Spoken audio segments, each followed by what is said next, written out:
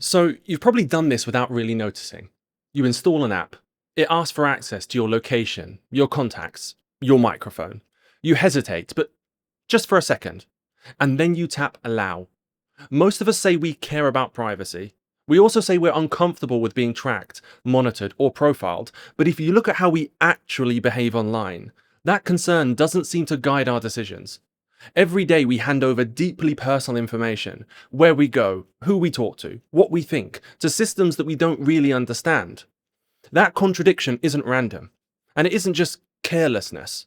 Researchers have been studying it for decades, and there's a name for it: the privacy paradox. Understanding this paradox matters because modern surveillance doesn't usually rely on force. It simply doesn't need to.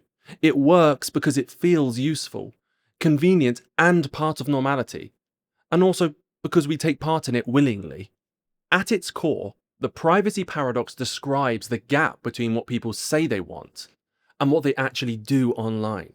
When surveyed, most users say they're concerned, often deeply concerned, about how their personal data is collected and used. But those same users still install apps without checking permissions. They accept terms and conditions they simply haven't read. If the risks are so well known, why does this keep happening? The answer isn't apathy because it's by design. The first issue is hidden complexity. Privacy policies aren't written to be understood. They're long, dense, and legalistic by design. One well-known analysis, the cost of reading privacy policies, estimated that fully reading the policies we agree to each year would take hundreds of hours. In other words, informed consent is technically possible, but practically unrealistic. So most people don't opt in because they've weighed the trade-offs. They opt in because the alternative is to stop. And this is where the paradox actually deepens. Another factor is how human decision-making actually works. Psychologists describe something called present bias. We strongly prefer immediate rewards over future risks. The benefit of an app: convenience, entertainment, access, it's all immediate. The cost, long-term data misuse, it's abstract and delayed. In controlled studies, people have been shown to trade personal data for benefits as small as minor discounts or faster access. Not because they don't care about privacy, but because the choice is framed to make resistance feel irrational. Add to that optimism bias, the belief that negative outcomes happen to other people, and the pattern becomes predictable. But underneath all of this is a deeper issue: choice. For many people, opting out simply isn't realistic. Work, navigation, social life, and basic communication now depend on digital systems. So when a service says, agree or don't use it, that isn't a neutral choice, because it's consent under pressure. Some researchers argue this is why the phrase privacy paradox is misleading, because a paradox of choice can't exist where refusal carries real social and economic penalties. This dynamic isn't only about stuff like advertising.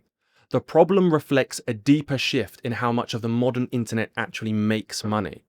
A system often described as surveillance capitalism. The central insight, laid out most clearly in The Age of Surveillance Capitalism, is that the data we generate through ordinary use, searches, locations, clicks, pauses, isn't a byproduct because it's the resource. That data is processed to generate predictions: what you're likely to buy, believe, click on, or do next. Those predictions are the real product. They're sold not to users, but to advertisers, political campaigns, and organizations looking to influence behavior. And here's the part that often goes unsaid: prediction works best when behavior becomes more predictable. Some researchers describe this shift as actuation, moving from observing behavior to actively shaping it. Designing environments so certain outcomes become more likely. When a navigation app subtly reroutes traffic past sponsored locations, that isn't just convenience, it's behavior being steered because steering behavior is profitable. Under this model, you are not the customer, and your life isn't the product. You are the source material. What's sold is the certainty of your future behavior. That logic pushes surveillance deeper into everyday life: homes, cars, workplaces, cities, creating a profound imbalance of power between those who generate data and those who control it. The privacy paradox is, at its core, a story about power.